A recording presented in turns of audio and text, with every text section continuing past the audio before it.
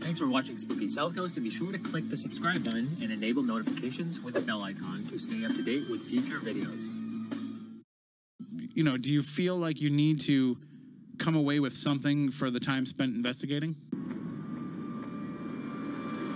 You know, when you're on an investigation and you've seen it yourselves firsthand and all your years of experience, there is a tendency to you go into it wanting to find something. You know, do you feel like you need to come away with something for the time spent investigating? Well, I think everybody wants to. You know, that's a natural inclination, and part of the point, I think, in the book, you know, is that you invest all this time and money and effort, you know, to get out to these places to have that big night, and you want something back. And I think people want it to the point of, not on purpose, but inventing evidence. Yeah, and I feel like that's the big problem, is that so many folks that get involved in this, they have the 44-minute approach. They watch an episode of Ghost Adventures or Ghost Hunters, and they think that is the way that it's going to go when they start becoming an investigator. And the next thing you know, they're spending 8 hours in the dark with nothing to show for it. Right. Right. You kind of have to be willing to admit when you go into it that might be the case.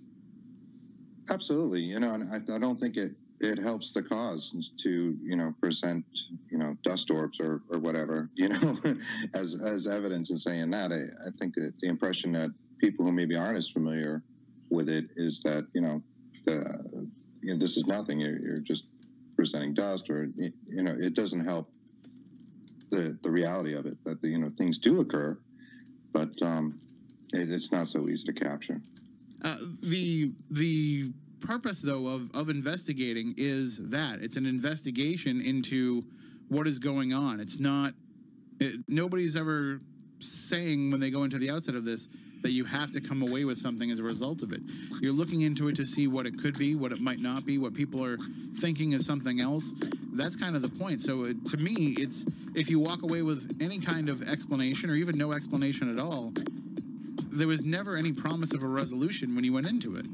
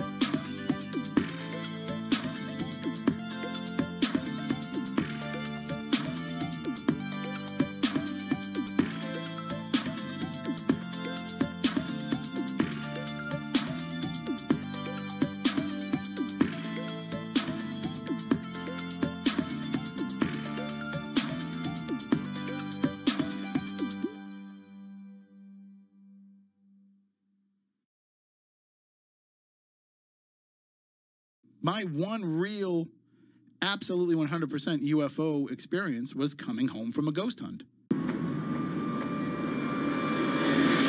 you were spending a lot of time on the road, a lot of time either by yourself or with a couple of other people, where you never know what's going to happen when you're out there on the road. And we experience it, you know, when we go to events, we will maybe drive 4 hours to go do an event somewhere, and we'll come home, we'll drive right home afterwards. And what are we doing? Yeah, we're watching the road, but we're also watching the skies. And my one real, absolutely 100% UFO experience was coming home from a ghost hunt. And it wasn't my 4-hour ride, it was my 20-minute ride. It was right over here in New Bedford on 195, seeing something that I could not explain that was coming not back a from plane. Lizzie's, right? Yep, not a plane. It moved way too fast. It was a very bright light in the sky that zigged, zagged, and then zigged again and disappeared. And it was moving way faster than anything man-made. It was not a it was, when I say it zigged, No, I know I'm what you talking mean. it was instantaneous. And even being skeptical about it, my first thought was, well, what's flying from the airport at this time of night at 3 o'clock in the morning? And then I was like, what are you thinking, stupid? Call Moniz. No, not even that. I was like, what are you thinking? What's from the airport? Nothing from the airport flies like that. Yeah. But, you know, I'm just naturally thinking, well, it has to be something explainable. And then, of course, my next experience being on the cruise ship in the Bermuda Triangle. Cruise ship in the Bridgewater Triangle? It's possible. Yeah. The Hockomock's pretty deep in some spots. But there's, you know, just seeing the lights that we saw in the sky that were moving in a way that did not look like anything else. So, and when you're with people that are experienced UFO watchers and they look up and they say, no, yeah, I don't know what that is, then, you know, you've got to think that you might have had somewhat of an experience.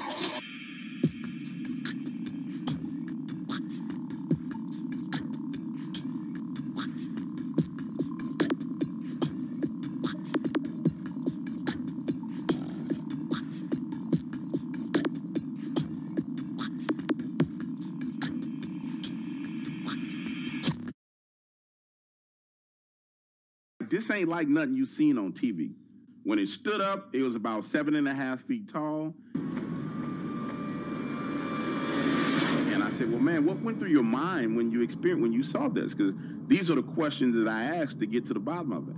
And he said, to be honest with you, my mind wasn't working. And I'm like, what are you talking about? He said, man, my mind wasn't working. My eyes were just locked on a creature that was on all fours and stood up. And I said, well, describe how it looked. He said, man, it looked like a freaking werewolf. I'm like, you know, like a, you know, American Werewolf and London Werewolf, you know, like, because I'm trying to give him images and feed into his story to see what he gives back to me. So I'm feeding him things to see if he just regurgitates something. Right, to be like, yeah, exactly like that, yeah, right. No, he spazzes out. He was like, this ain't like nothing you've seen on TV. And he was like, this is, when it stood up, it was about 7.5 feet tall. And he goes into this description. He was like, the chest had, and literally, he's like, the chest had sparse black hair, and you could see this pink skin with these dots on it, like you would see on the belly of a dog. He said, but there was muscle mass there. And he was like, and as it stood up, he was like, it kind of rolled his shoulders back and twitched kind of left and right, like it was readjusting his body. He's like, I thought I heard clicking sounds, but I couldn't tell because we were a little bit far away. He said, but it wasn't like it just hopped straight up. He was like, it did it with strain and effort. It took effort for this thing to stand up. He said, and then it squared its shoulders and it looked at us. And he said, my son started crying. He's like, my son just started bawling out, crying and screaming. And I was like, well, what did you guys do? He said, man, I grabbed him. I grabbed the backpack. I grabbed the rifle. And I had literally had him in my left arm, holding him. And I started running, pointing the rifle at this thing, just in case it starts chasing after us. It just watched us run off. And I'm like, okay. He says he gets back home at night, same night, gets back home. He's in the bed with his wife, tells his wife what he saw. She's like, I don't really believe you. And it's amazing how in these conversations, you end up talking to both people in the encounters. I end up talking to the husband, the wife, and you end up talking to everybody in the household. Because that's how I know it's a true encounter, because it affects the entire household. So I end up talking to the wife, and she's like, well, Doc, I really didn't believe what he was saying until later that night. So him and his wife are in the bed later that night. The son comes running into the room. He says, "Dog, my son literally jumps from my bedroom door, flies through the air about 6.5 feet, lands in my bed, starts crawling up the bed and gets under the cover with us." And he's like, "Daddy, that monster's outside." Ooh. And so the dad had just saw this. And he's like taking it serious because he knew what he saw. So he goes and grabs a shotgun. He starts circling back out of his bedroom towards the back den of their house. And their back den has these double, the sliding glass door, like you're in an apartment complex, those doors that slide open, and you have that little screen that slides with it. That's how their back door is this glass door. So he has a shotgun. He's going towards the back of the house. He's looking through the glass door. He doesn't see anything. His wife comes out behind him, and he turns around to talk to her, puts his back to the door, and they're talking. Then her facial expression changes, and she has this look of panic and fear. And she's stuttering and stammering, and she's like, "Look behind you." Turns around, this thing is standing in his backyard, bro. Standing in his backyard, looking into the house. Stands there, looks at him, and I said, "Man, well, what did you do?" He said, "I thought to myself, this is not something that you can shoot."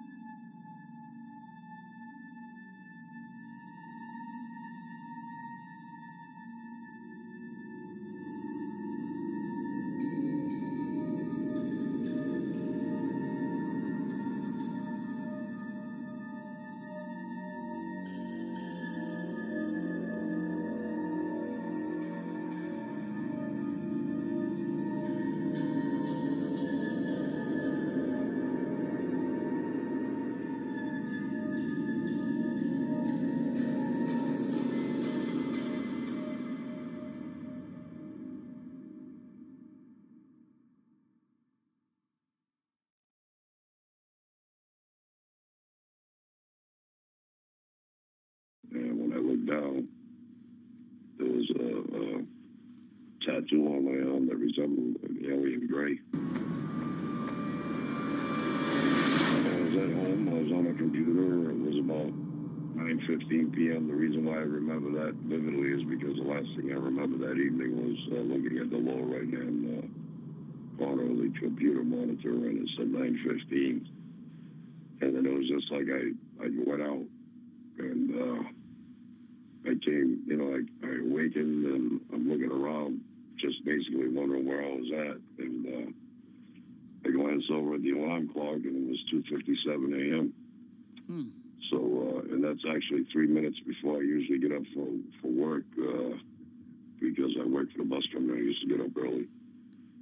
And looking around, trying to, gather my thoughts and everything, and all of a sudden I felt this intense burning sensation on my right forearm. And when I looked down, there was a tattoo on my arm that resembled an alien gray.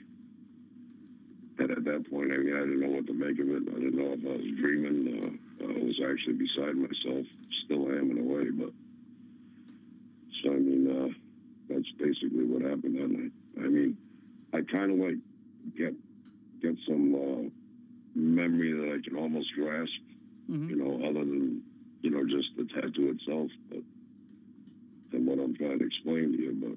But when I just can't reach it. It was just complete missing time for you. No, just from 1 second to another is kind of all you remember.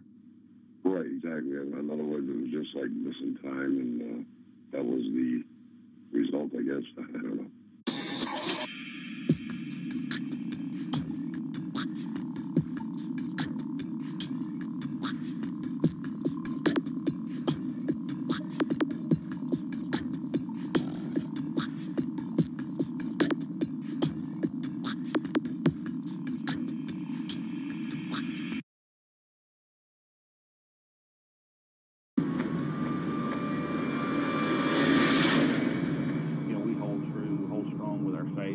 relationship with God.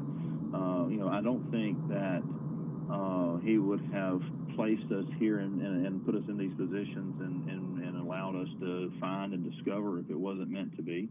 And I think that we've tried to understand that there are some entities and beings out there among us, demons, so to speak. You think about a demon. What's a demon's job? A demon's job is deceive and turn people away from God's plan. And what better way to do that than to appear to you as someone that you loved and lost in life and make you think they still walk the earth, or their soul still walks the earth, which does not coincide with the biblical version of what God's plan is. I think that for me, I try to have these conversations with people who question it, and I'm not looking to worship or to garner specific knowledge of things that I should not have knowledge of, but I'm looking to understand. I mean, there's too many pieces of the puzzle out there that people have experienced, very religious people who have experienced phenomena that they can't explain, and I don't think that you can believe in God and not believe in the supernatural.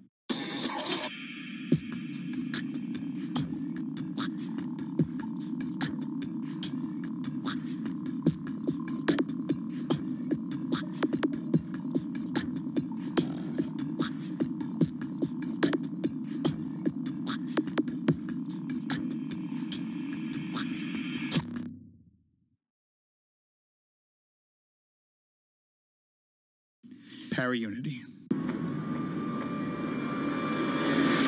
So are you a Freemason in the chat room? Just brought up a bad word. Oh, your favorite word. And if this is who I think it is, this is a person who has just started going back through our archives and listening to the show from the beginning, which thank you very much for doing that. It's quite a commitment with over 540 episodes. But you may not have gotten to the point yet in the archive where we completely dumped on the idea of... We've done that more than once. And I'm going to say it because it's there. Don't do it. Don't do it. It's the P word. Para-unity. No. There was a time when we were calling for it just like so many others. Mm-hmm. And then we smartened up and realized, what's the point? Nobody has to get along. Nobody has... There's nothing that says that we all need to be friends. The way I look at it, after many instances of meeting lovely, lovely people, you walk into work every day and you have an entire company in one building. Do you get along with every single coworker that you work with? No. You're going to love some, you're going to be okay with some, and you're going to hate some. But that's how this is. All you have to do is have a level of respect. Correct. And that level of respect might be that you completely ignore somebody. Right, because they don't have the same level of respect for you, which is wrong. If it's somebody that you feel doesn't have anything to contribute or is doing things the wrong way, it's really better to just ignore them than it is to try to weed them out or call them out. Mm-hmm. I know that the instinct is to say, like, well, we have to protect this thing that we all want to do together and that we all want to do correctly. So we have a duty to say, like, let's get rid of those people. But I can tell you right now that thinking that way won't get you anywhere. Nope. It'll cause more problems than it will solve problems. And it's just not worth spending your time or your energy. And it's not worth spending your time or energy trying to get along with everybody, because it won't happen. Because everybody is... I've got to think that there is a certain part of our personalities, all the people that are involved in this and that do this, there's a certain something in us that is damaged. Okay. And I think that, and let me be clear about why I think that. It's not that there's something wrong with us, but I think that there is, because we spent so much time being interested in and pursuing and researching and believing in something that other people didn't, that it has kind of made us very defensive about those beliefs. Mm-hmm. And it's made us very defensive about those, about putting that much time and energy into these topics. So then, because that exists, it makes it that much more egregious when somebody doesn't want to be your friend that also believes in the same thing.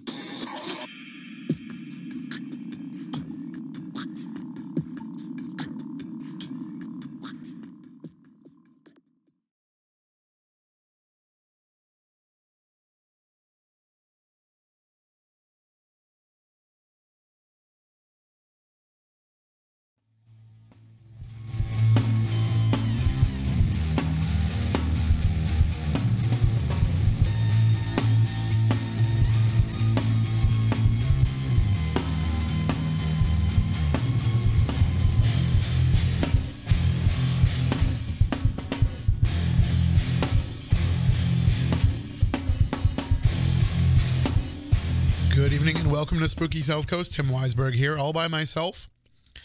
And not only has the spooky crew abandoned me, but so has my voice as well. I don't think I've sounded this bad since the very first year of the show. As we just celebrated our 13th anniversary last week, it's only appropriate that I have the worst cold that I've had since that time. And I don't know if I'm going to be able to make it through the entire show tonight. I have been fighting this all week long. I still had to work a couple of new shifts this week. And I fought my way through those.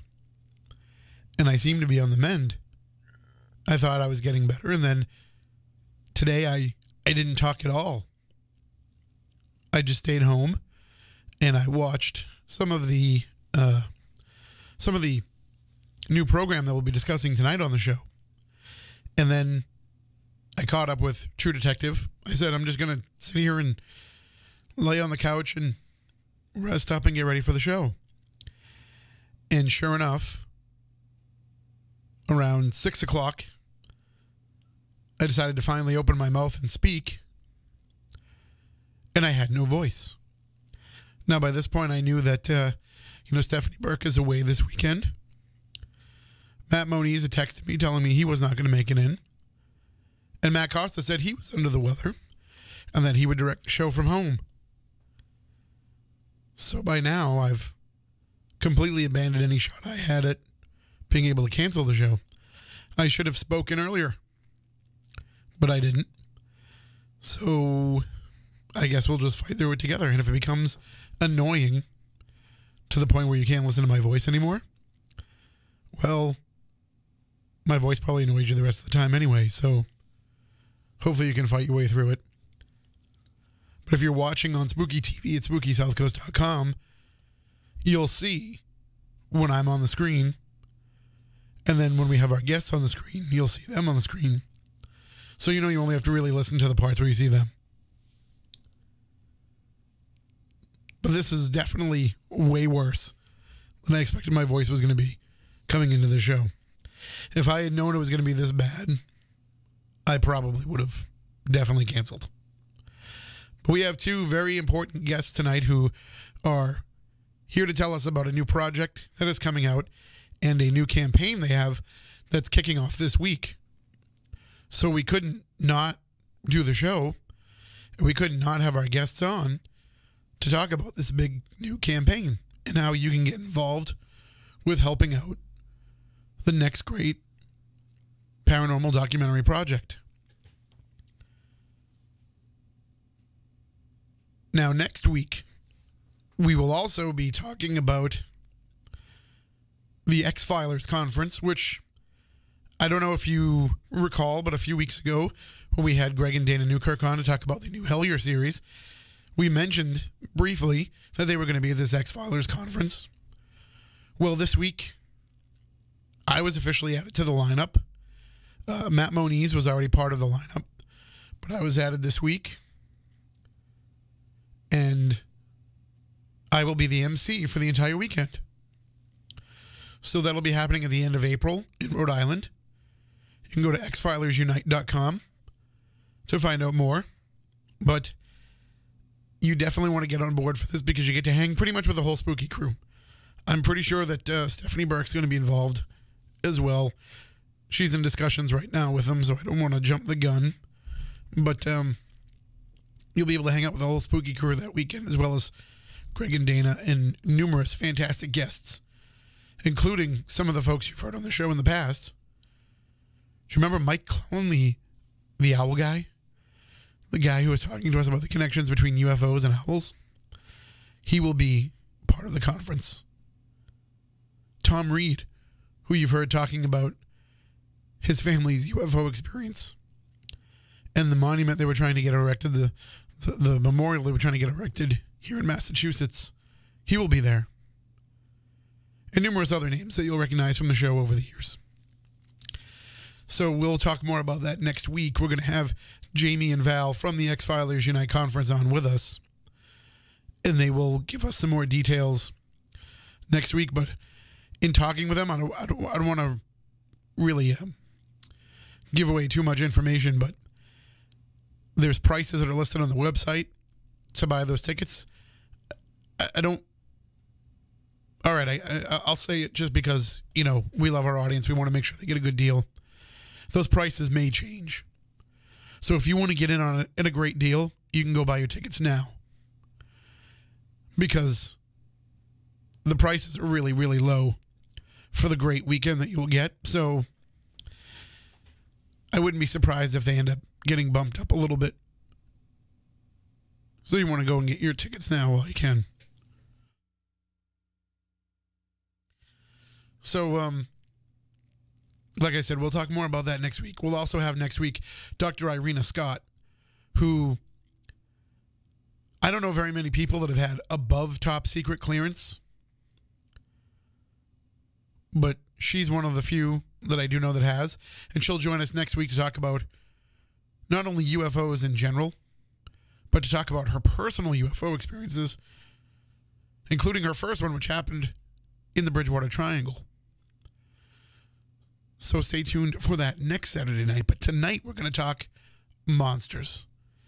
Tonight we're going to be joined by probably our favorite guy to talk about monsters with. An old friend of the show, Seth Breedlove, who you know from the Small Town Monsters film series. And we'll also be joined by Adam Duggan as well. They're going to talk with us about the new projects that they have coming out and how you can help get involved with them on those. So let's bring them on now. Good evening, Seth and Adam. How are you?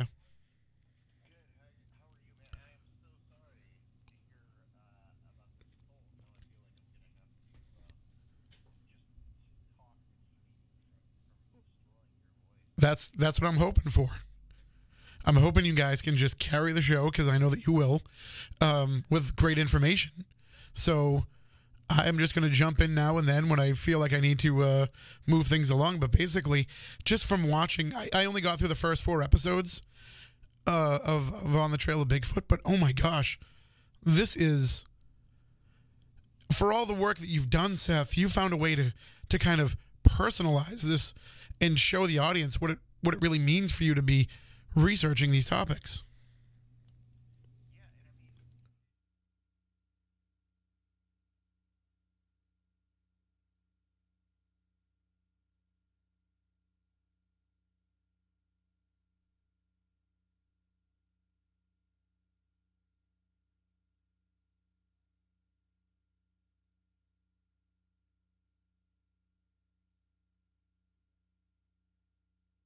And the series is called On the Trail of Bigfoot. It's a 6-episode miniseries that's close to 3 hours long, probably like 10 minutes under 3 hours long. And it was shot over the course of 2018. And I kind of went into it with the intention of making it a solo sort of filmmaking experiment. In 2017, we released, well, I guess in 2018 we released, but in 2017, our first On the Trail of miniseries went into production, and that series was called On the Trail of Champ. So in 2018, I set out to kind of do what Alexander Pedikov had done with On the Trail of Champ. And with On the Trail of Champ, he had originally, Alexander had gone out with the intention of making that series with a full crew. He was supposed to have like 4 or 5 guys with him, and sort of at the last minute, all of the people he was supposed to go film with backed out due to one reason or another, and he ended up making the entire miniseries by himself. So I just thought that was a really cool sort of way of approaching, you know, such a huge project, and I thought it would be interesting to attempt something similar myself. And, you know, like the way Small Town Monsters operates now is we have a full crew. You know, it's anywhere from 4 to 7 to 8 guys go out when we make a movie, and there's a fully functioning crew. And it's great, but very early on when this all started, it was very, very common for there to only be like 1 or 2 of us together when we were filming. And I definitely prefer the full crew, but I kind of miss those early like guerrilla filmmaking days, and so this was like kind of an opportunity to go back to that early, the total indie run and gun style that we started with.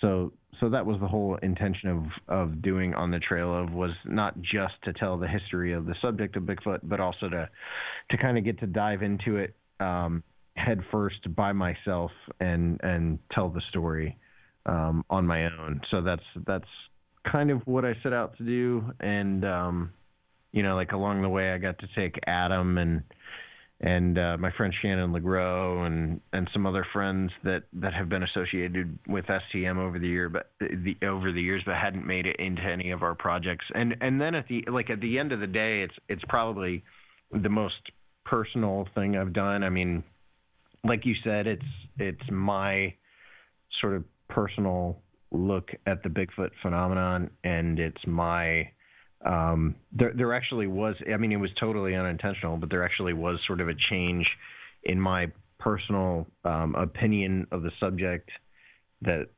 from sort of the beginning of the year when I started filming to the end of the year when I wrapped production on this, and Adam was along for some of that. So, but yeah, it was an intense project, and it was made over the entire course of 2018 and filmed in like 15 different states, 21 different interviews, multiple hours in the woods,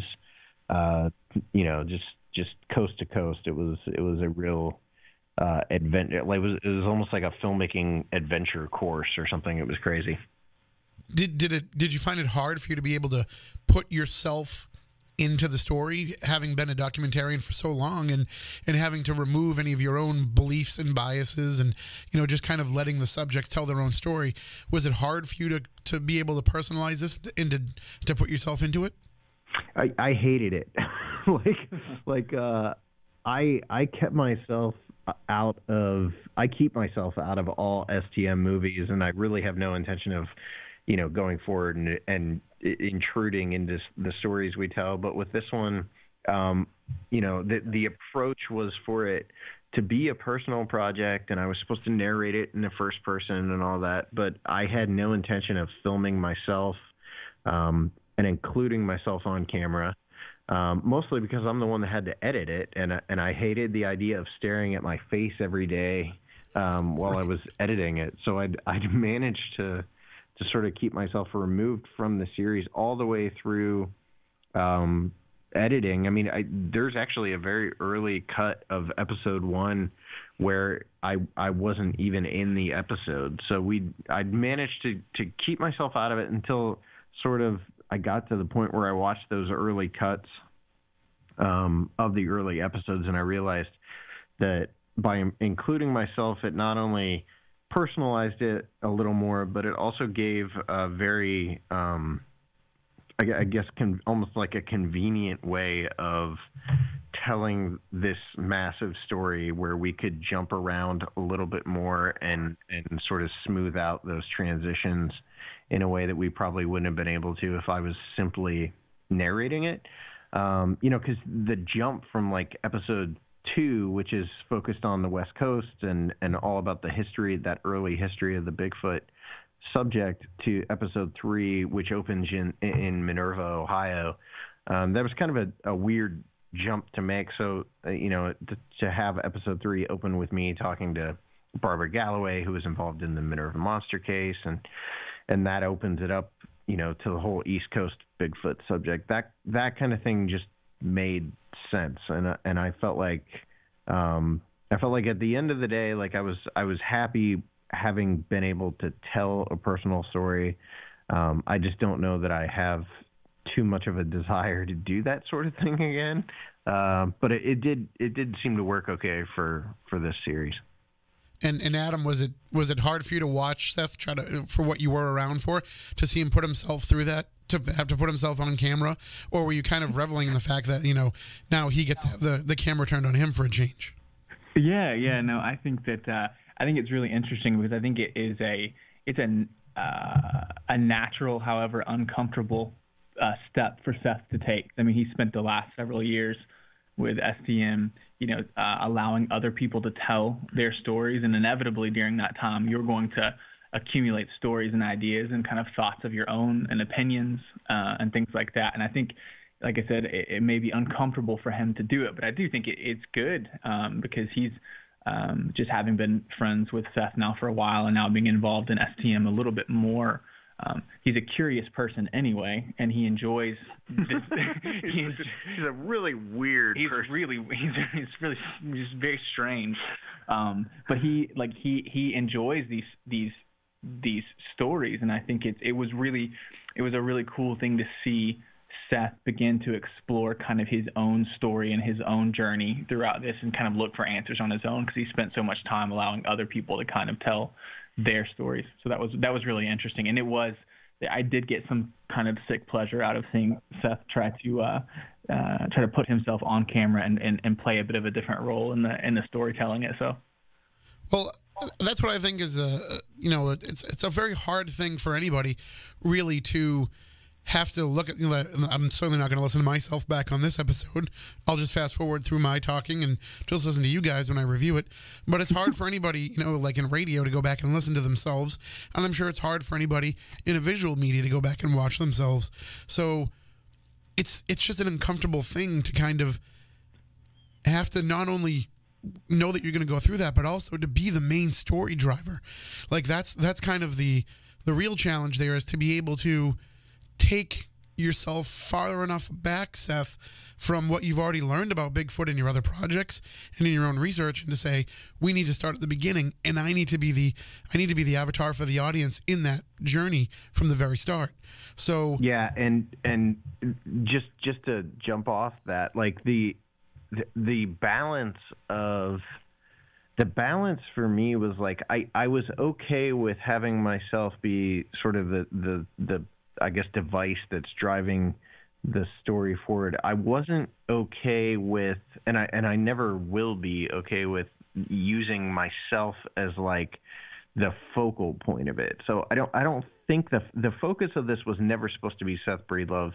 The focus was the subject, and then I'm pretty much just there as another character and as the storytelling device that we could use to jump between 21 different interviews, 14 different locations, and all these unique story threads. And one thing that I do think is funny is, like, I'm in every single episode on camera in some capacity except for episode 5, and episode 5 is called Area X. And in that episode, Adam and I actually went to the Ouachita Mountains in Oklahoma together, and while we were there, we had some strange experiences that kind of like moved my level of skepticism from where I was at when we started to a place of being, somewhat accepting of the fact that maybe these creatures are actually out there. And that episode, which is intensely personal, like a very, very personal episode, is the one episode in the entire sort of 6-episode miniseries that I'm never actually on camera in.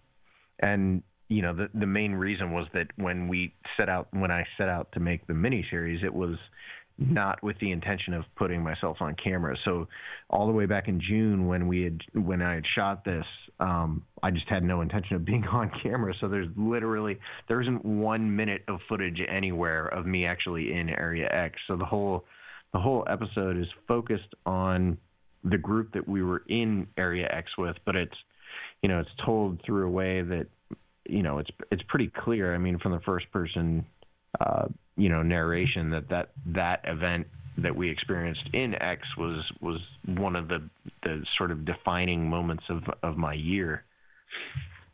Well, as much as you say that you didn't want to be on camera all that much, you do put some of the great people who are out doing the research and doing the investigative work into Bigfoot on camera throughout the course of the series. And as you mentioned, Shannon LeGros is on there, and you'll see other folks who have been on the show in the past: Lauren Coleman, Don Keating, Stan Gordon. I mean, this is really like a who's who of people that have been researching this over the past, 40 plus years. Yeah. there was like a very conscious sort of effort to make to get people in the series that might not just be sort of a big name personality in the field or anything, but also people who I consider sort of not experts, but very well versed in their particular area of research or investigation. So, I had opportunities to interview quote unquote Bigfoot celebs over the past year, and I just never really jumped at that particular opportunity. I went with the people that I thought, would speak very well about the subject that I knew I was going to be exploring within the series. So like Lauren Coleman's a natural because he's so well versed in the history of cryptozoology. So, you've got Lauren Coleman to sort of walk you through Tom Slick and the evolution of the Bigfoot subject and the early Wildman newspaper reports and all that stuff. And, I got to interview Mark Marcel while I was out on the West Coast about the Ape Canyon incident.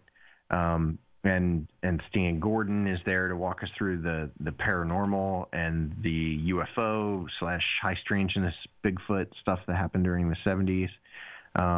And so every single person that we interviewed or that I interviewed was there, for a very specific reason. And they were there because I like and respect them as much as people as like, a Bigfoot researcher. I mean, these are all people that I know or knew before I started filming this in some capacity other than Mark Marcel, who I'd only, spoken briefly with through like Facebook Messenger. So, and I think you come away from it too. I mean, Adam can maybe speak to this, but I think you come away with it from it, the entire series with sort of a knowledge of all the different types of researchers and personalities that inhabit the field. Like there's I mean, obviously there's only 21 people, so you can't be, you can't exactly say that it's perfect in explaining how everyone is, but it's definitely a very disparate sort of group of people. And I think it does do a good job of acting as an example of how unique and different all the different aspects of the field and the researchers are from each other. And then you have Shannon and Adam in there, adding a little bit of personality as well. So hopefully too, like a big thing for me, I'm from Ohio, and Don Keating is someone that I was very aware of from a young age, and I think anymore, he's kind of dropped out of the research aspect of Bigfoot now, and I'm a little concerned that people will either be completely unaware of him or forget about his research. So I thought it was cool to actually have Don in there, again, and kind of put him in front of a camera. So for some people, that's going to be their first time getting to know Don. And I really want this to act as an introduction for some people to folks like Don Keating or Mark Marcel, who, don't necessarily make it into all the TV shows that some of the other researchers out there do. Right. And I think that the TV shows that are out there now are kind of what this younger generation is basing a lot of their knowledge of Bigfoot on is these shows that they're seeing on television now or over the last 5 years or so. I mean, Adam, you're a younger guy, but to see somebody who we consider to be a legend like Lauren Coleman be part of this, but then he also gets to say something like, well, Ivan Sanderson told me. And then you have a direct link even back to another generation. I mean, this is the way to kind of, when you're telling the history of these Bigfoot sightings, this is the way to kind of bring it all together to say, not only are we giving you the people who influenced us, but they can even reach back to the people that influenced them, and you can realize this has been a long, ongoing process of trying to determine exactly what these creatures are. Yeah, I think it's really the miniseries covers, the better part of the last century. And even into the 19th century as well, obviously with the wild man reports and all that kind of stuff. But I mean, from the very beginning, it was intended to be an introduction to Bigfoot in every way possible. So if someone has a mild interest in this subject but knew nothing about it, they can sit down and watch On the Trail of Bigfoot, and they might have a knowledge now of why, not just like a knowledge of the history of it and the cool stories or whatever, but also have an understanding of why people like Lauren Coleman or even myself are interested in it to begin with. Because I really think that for the most part, like if you just are a casual observer from the outside of like the paranormal, or a casual observer, or not even a casual observer, if you're just aware of Bigfoot as a pop cultural icon, or this figure that makes it onto the local news sometimes, you might not understand why there are people that actively look for Bigfoot, and it kind of becomes this joke to everyone. But I genuinely hope that people watch On the Trail of Bigfoot and come away from it, with an understanding of why there is such an interest in it, and why people do spend so much time and put so much effort into researching and investigating, the subject to begin with.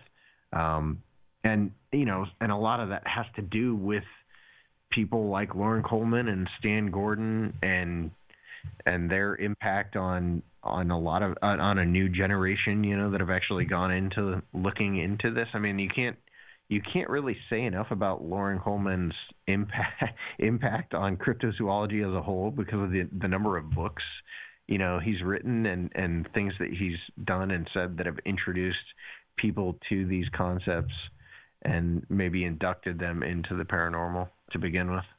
Well, Seth, you know this to be true, and I know this to be true. It's the beards. Having beards always makes you seem more authoritarian about what you're talking about. That's true. You have to have one. I'm actually forcing Adam to grow one right now. Yeah, you gotta, the more bushier and fuller your beard can be, the more sage you look.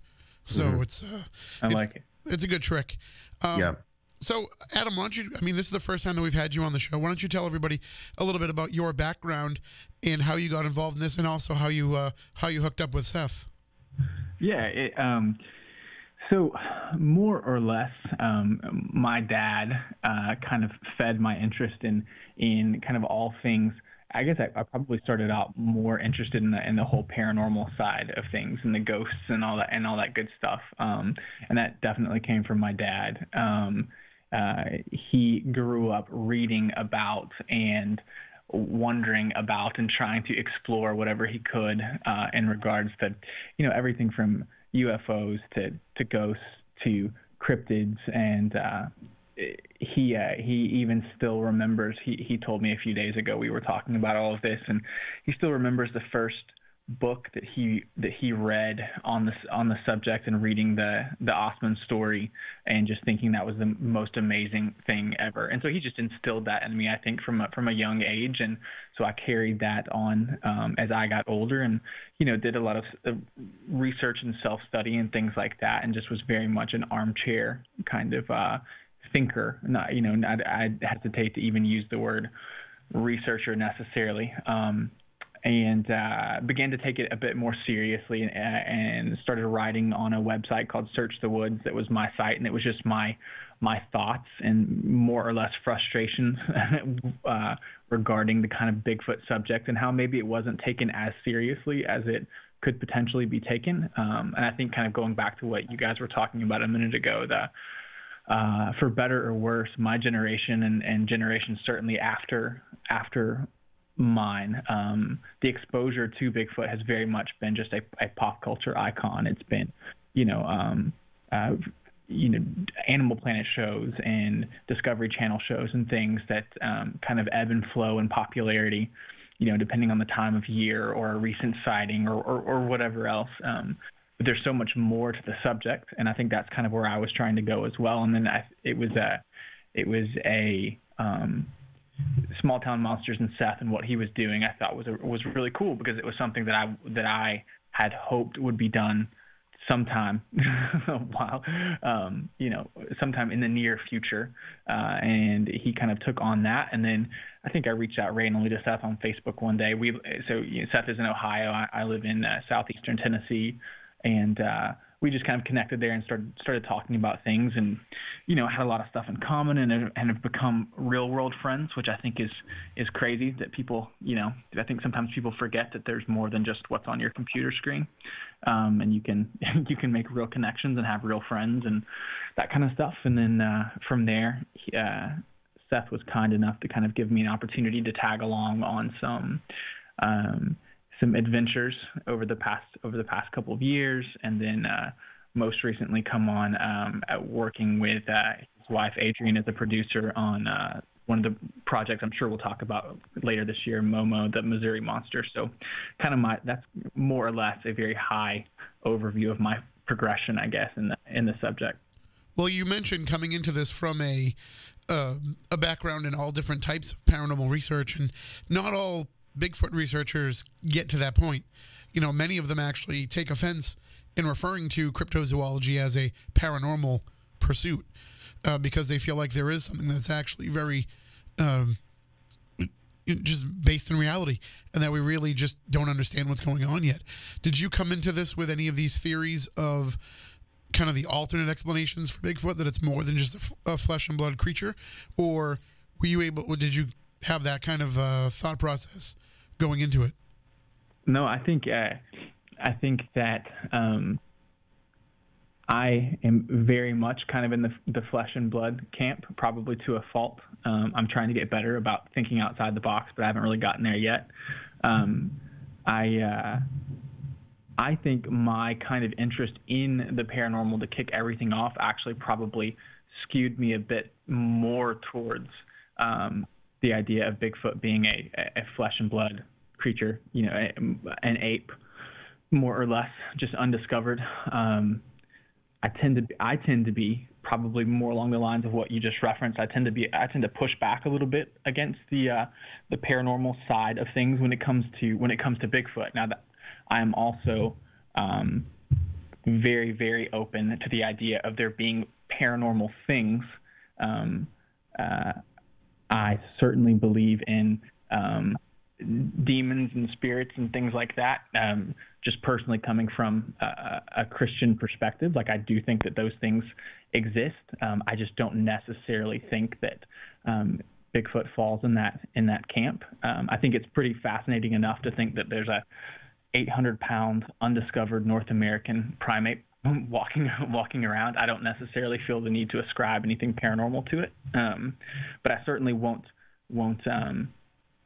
not listen to someone's argument because that's what they believe. I think everybody deserves to have their own opinions, and then I think if you're willing to share those opinions, you should also be willing to allow others to question them and have reasonable discourse about them. I think that's how we get places in any subject in any field, but specifically something as inherently controversial as Bigfoot. And Seth, you've never shied away from discussing those aspects of Bigfoot, but on the Trail of Bigfoot, you actually do a kind of a step back and explain to people exactly why those theories have come up. It's not just a matter of because we can't explain it, we must ascribe a paranormal explanation to it just as an easy out, although you do kind of explore that possibility in some cases too. But you go back and you share some of these cases where there are the real connections to high strangeness with Bigfoot sightings. Oh, sure. Yeah. I mean, if you're going to do a brief, and here's the thing, like I've showed this to a number, I've showed the miniseries to a number of people, and I've actually already received some pushback from some people about the fact that I included, some of the weirder aspects of the phenomena. But the fact is, like, I'm kind of in the same camp as Adam. Like, personally, I believe it's an undiscovered ape, but like he said, I don't discount what people claim their experience to be, and I don't discount other people's opinions or theories. And for me, if you're going to do an overview of the Bigfoot subject, you can't just leave out the high strangeness cases and some of the weirder aspects of the phenomena because you don't necessarily believe that is the root cause of Bigfoot. You can't just ignore that stuff because it is a part of the history, and there are those weird cases, even though they are few and far between. There are weird cases, and they have a place in the history of the subject. And to ignore that, the Chestnut Ridge area and some of the weirder stories that have come out of there would be a disservice to the subject, regardless of what my own personal opinions are. It's always been for me. And Shannon actually said this during her interview, and I'm not even sure that it made it into the final cut, but Shannon refers to herself as a collector of stories, more so than like an expert or even an enthusiast. And I'd actually kind of consider myself in the same boat as Shannon. Like, I think I'm a collector of stories, and I'm also a bit of a historian of the strange, apparently, and a documentarian of that. And I mean, you get this, Tim, because like you're really a reporter and a journalist too. So that's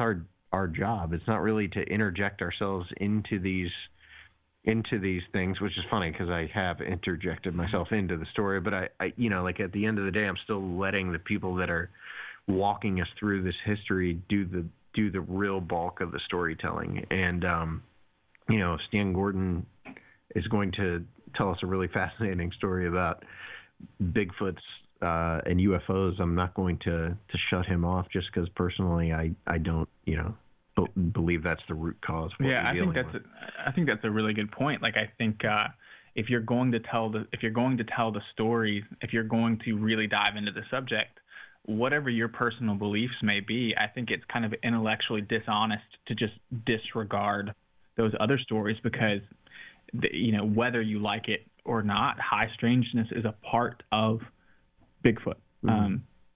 It may come more often and be more prominent in some stories than others, but you can't ignore it. I mean, you have to explore those ideas, and I like I said earlier, I think having discussions about them, whatever side you're coming from, is a positive thing, and you just can't disregard them just because they don't line up with your personal beliefs. That would be doing everyone a disservice, and I think that would be kind of just being intellectually negligent, I guess. Yeah, and those stories are really cool. Yeah, they're really interesting. I mean, I don't care what you think. Like, they're fascinating to listen to. Yeah, they're super cool. Right. Well, and here's the thing too. One of you guys, or Lyle Blackburn, or Cliff Barrickman, one of you guys could come out of the woods one day with an actual flesh and blood creature, and prove to everybody that yes, look, here's Bigfoot. It's an ape. We found it. But that doesn't mean that all these other things that happened around these Bigfoot sightings didn't happen either. Right. It doesn't mean that people didn't see UFOs or have other strange experiences. The dimensional portals, that might be a little bit of a harder one to explain, but it doesn't mean that they didn't happen. Yeah. No, I mean, and it's like, it is one of the fascinating things that episode 4, that's the final episode you watched. Like, I mean, Eric says, like, the longer you're in this, and I don't think this is a blanket statement necessarily that Eric's making for all researchers, but the longer he's been in it, the further away from the flesh and blood camp he's gotten because of the number of weird Bigfoot cases that he takes. And I think a large part of that, though, I mean, you can't ignore the fact that he's also in that Chestnut Ridge area of Pennsylvania. I don't know what it is about that place, but there are so many weird stories that come out of there and so many strange things that are reported. Stan Gordon sends me emails on an almost weekly basis where he's just like telling me the latest bizarre things, the latest bizarre cases he's been taking. And it seems like, the number of just standard Bigfoot reports that Stan gets is actually smaller anymore than like the high strangeness stuff. It's a really weird place, and I think that probably has an impact on, the researchers that are actually in that area, like Eric. So how can people see On the Trail of Bigfoot when it comes out in March? It comes out March 29th. It'll be available on Vimeo On Demand, VidiSpace, Amazon, and on DVD through shop.smalltownmonsters.com. And it's going to play a couple smaller screenings as well, but I'm not doing too many big screenings for this one because it's episodic and it's kind of meant to be seen, as the entire 6-episode miniseries. Will it be released all at once, or so people can binge watch it, or will it be? Yeah. It'll all 6 episodes will come out on the 29th, and on Amazon it's condensed into 2 films. It's still all 6 episodes, but they're cut into story arcs. So the first story arc is The Legend, and that will be movie number 1, and that's episodes 1 through 3. And then movie number 2 is called The Search, and that's episodes 4 through 6. It's the same content. It's just all the episodes are kind of edited together into a film. And I do like the story arc approach, too, because, like, you do get a lot of that history ahead of time. And I think there's a lot of people, even that listen to this show, that don't know how deep the history is of some of these sightings and how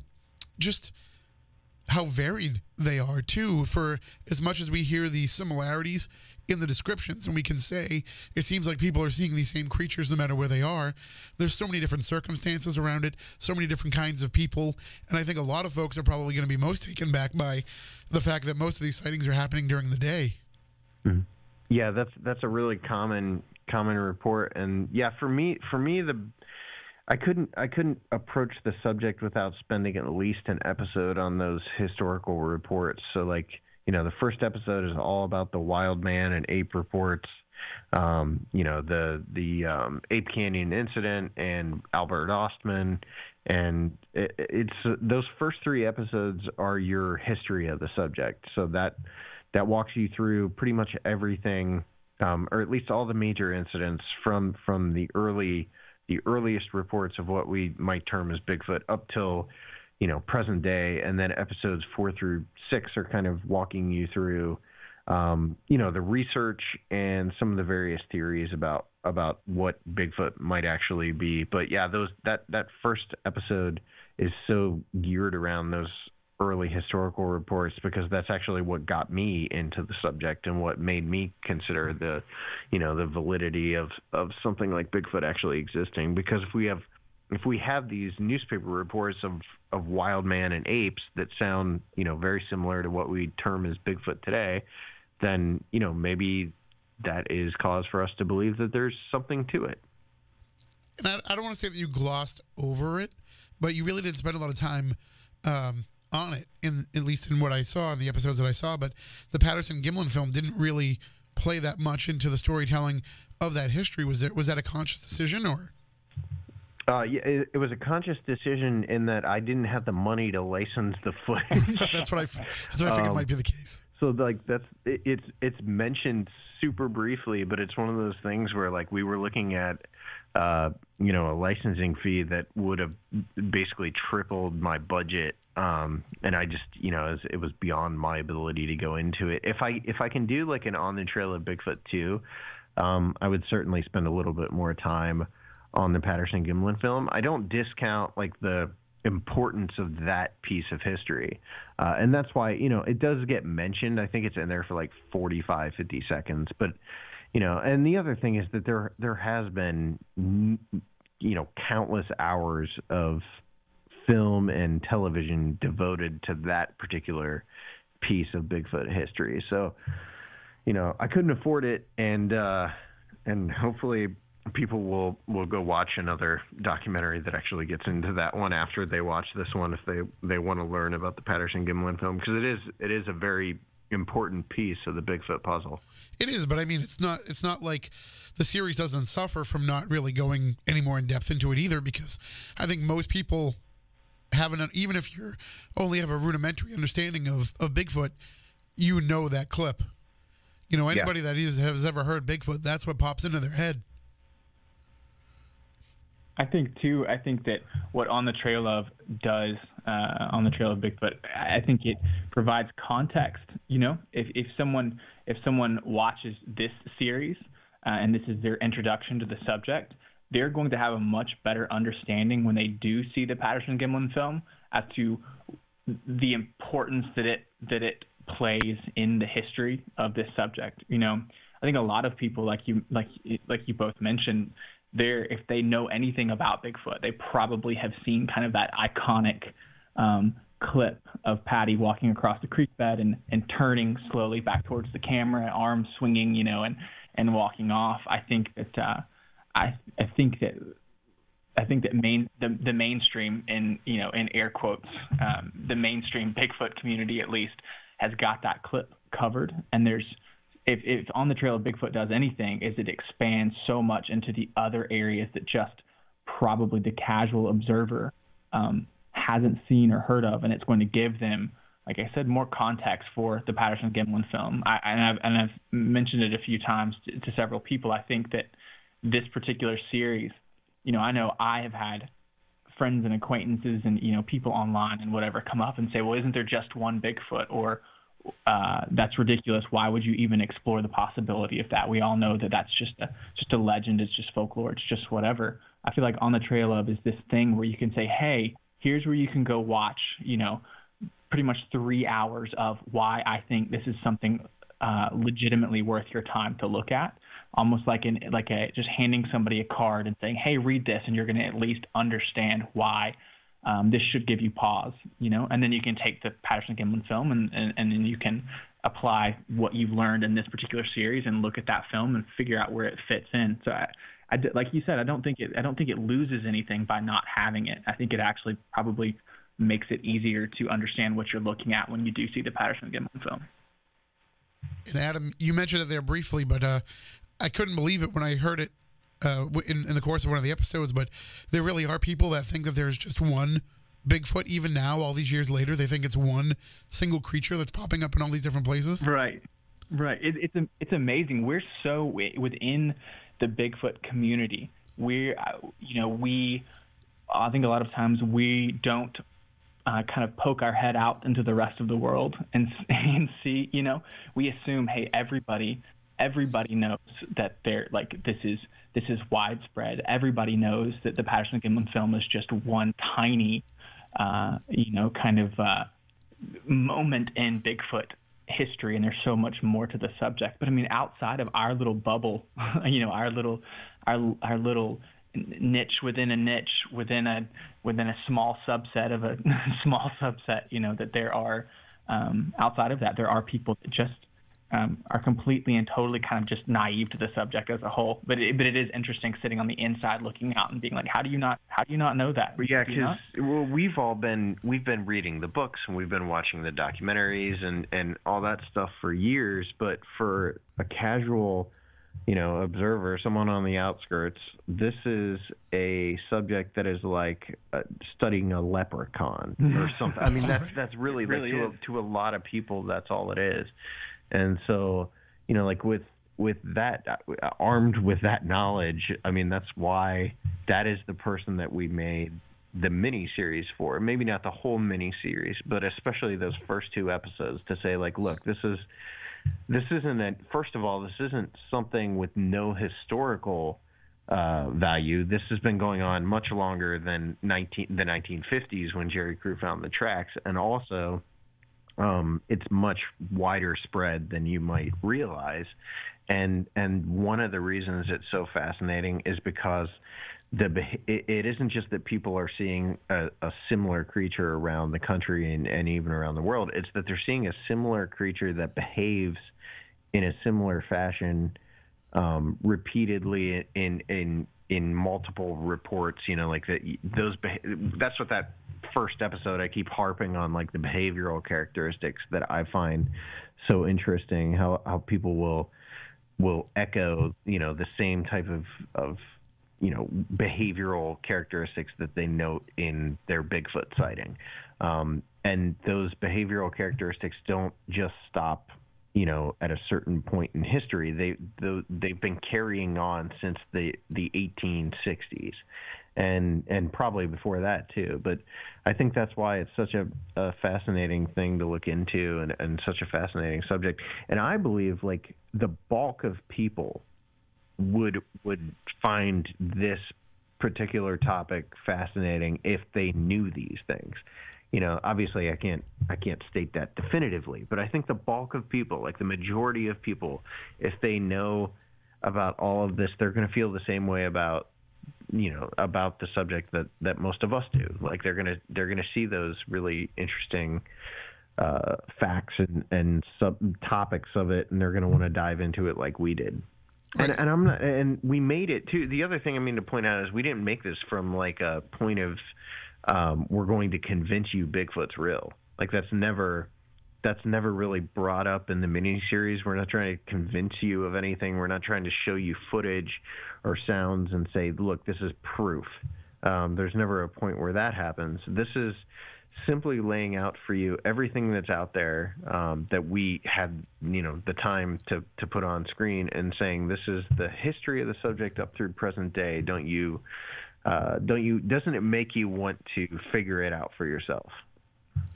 And I think that it definitely does. One of the fascinating aspects is that, Seth, you thought the same thing I did when you were younger and when I was younger, that Bigfoot only happened in the Pacific Northwest. And then much like you found out that it happened in your backyard, I found out that it happened in my backyard. And ever since then, I've been afraid to go in the woods alone. So... and your backyard is like Bridgewater Triangle and some of those really weird New England areas where the Bigfoot reports can get super creepy. So yeah, that's when I actually heard for the first time that there were reports on the outskirts of Bolivar, Ohio, that blew my mind because for one thing, I spent massive amounts of time out in the woods because I grew up in the middle of nowhere and there's nothing else to do except drive back roads as a teenager, or when you're real little, hike around on foot or ride your bike everywhere. I mean, I had actually ridden my bike up and down some of the roads where I later found out that those sightings were taking place in the 70s and up through the early 2000s.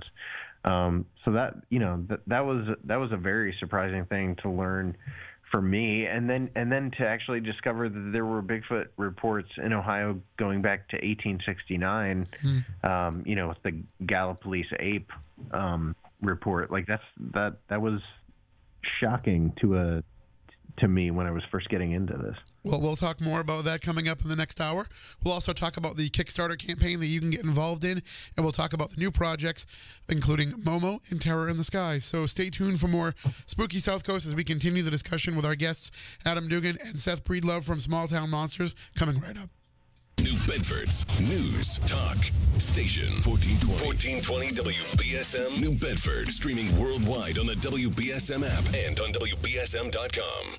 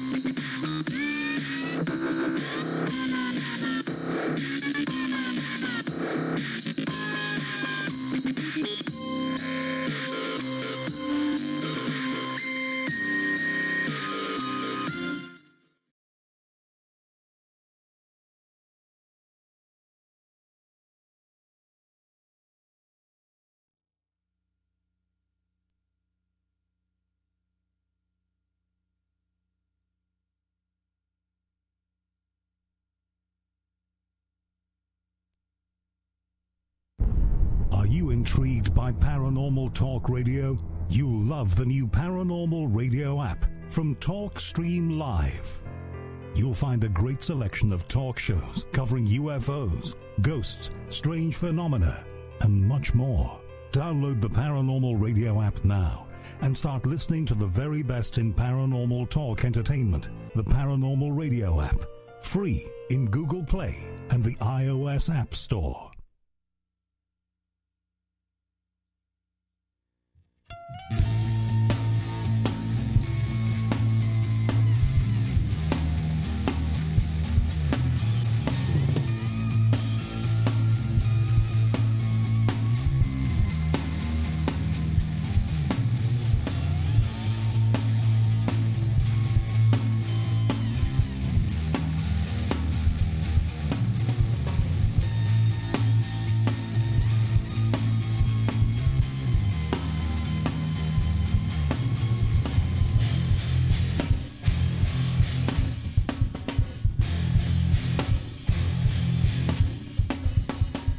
Welcome back. Hour number 2 of Spooky South Coast. Tim Weisberg here.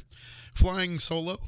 There is no science advisor Matt Moniz, no silent assassin Matt Costa, no psychic medium Stephanie Burke. They are all out tonight. But Matt Costa is here in spirit because he's directing Spooky TV from home. He's under the weather. I'm under the weather. But that's okay. I actually feel the best that I've felt all week. Like the cold is subsiding. The sore throat is just about over. The cough is not nearly as bad as it was. There's no more runny nose. Not that you wanted to know that part. But this is just what's been left of my voice. And as I mentioned at the start of the show, it's been a while since I've had no voice. I used to go through this every year, where every winter I would get sick and I would lose my voice for like a week.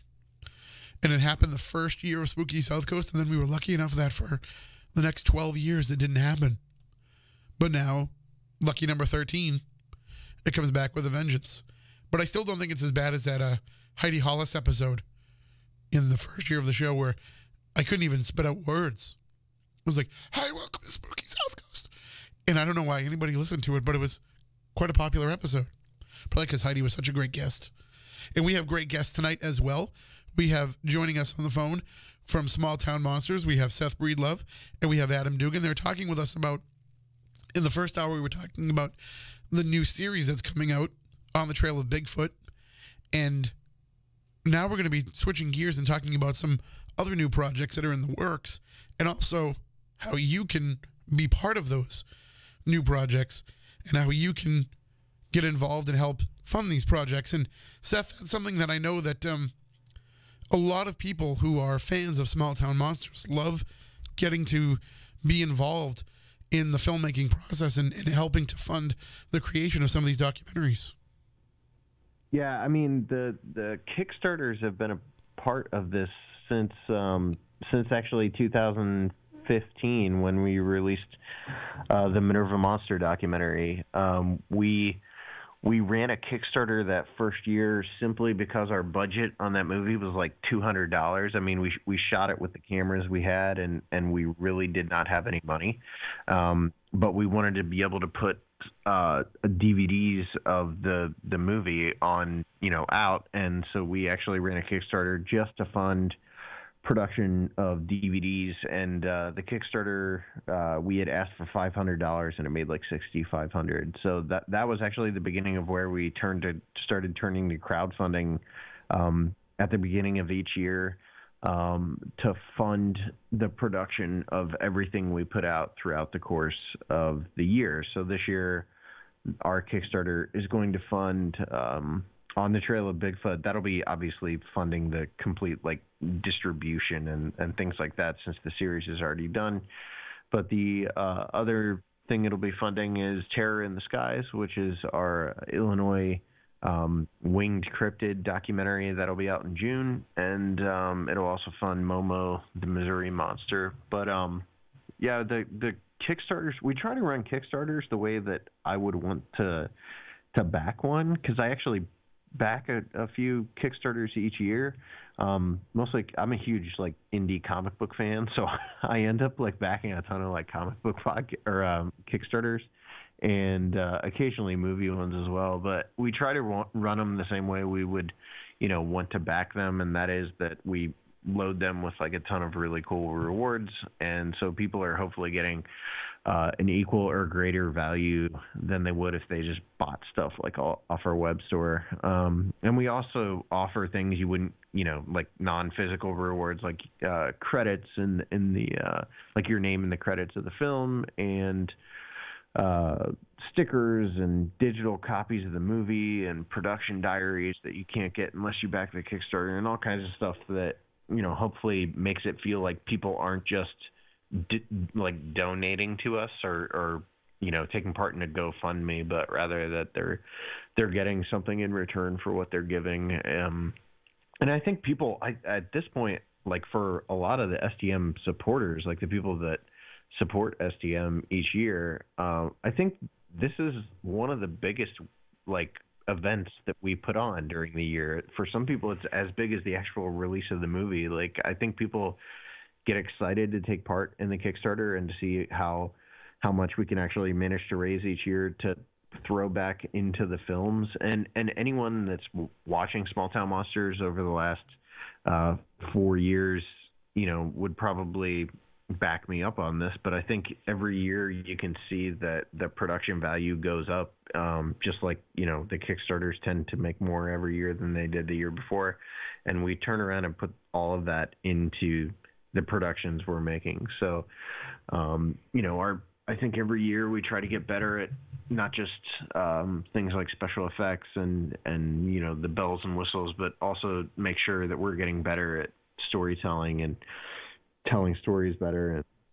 And hopefully people that back are able to see their money actually show up in the films themselves. Well, but not only that, but they get to feel like they're part of the process of this. They're part of, telling these stories and keeping these legends alive. And like you said, you always find a way to give them kind of cool rewards, whether it be physical or non-physical things. But I'm sure everybody goes crazy for the great artwork that's associated with every one of these productions and having that hanging on their wall. And, people really love just the tone, and they love the style that Small Town Monsters has brought to this, and I'm seeing it rub off on other filmmakers. When other filmmakers are coming back and saying, I really like what Seth Breedlove does with the Small Town Monsters, like that's got to mean something to you to know that now you are influencing others.